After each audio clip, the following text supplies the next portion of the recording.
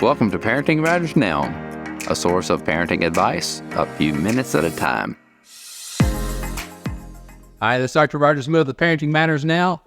I want to talk about disability. This is a shower chair and is intended for someone who is having difficulty standing in the shower.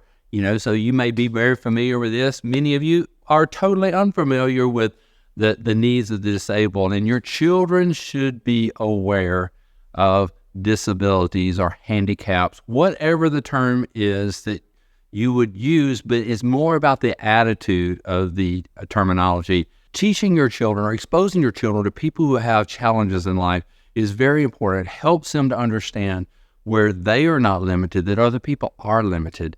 And so having an opportunity to expose them to people who are in a wheelchair or on a walker, look for situations when you're out at an event, someone comes to the event in a wheelchair, that's a perfect opportunity to go over and speak to that person.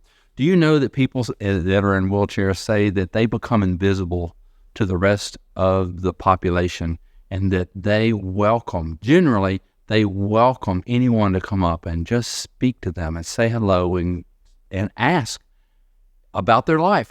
What put them in the wheelchair? So you can help your children overcome the fear of being around people who have limited capacity, whether it's physical limitations, it may be mental or emotional limitations. Our children learning to be able to relate to people who have challenges in life is very important, because quite often they themselves will have challenges. And understanding that we are not alone in our struggles in this world, it really helps us to get along and to make improvements. I encourage you, when you're out with your children in the grocery store or some event at a community gathering, when you encounter someone who has a limitation, greet that person and introduce your children to them. Quite often we think of nursing home settings or other situations, and those are perfectly fine, and I encourage you to expose your children to those kinds of settings. But as we're going along in life, there are people in our path that have limitations, that may need devices. Our children need to not be afraid of them, and we need to not be afraid of them. So greet those who are disabled or handicapped or limited or whatever the proper term is these days. But it's an attitude of, they're real people and they need friends just like we do.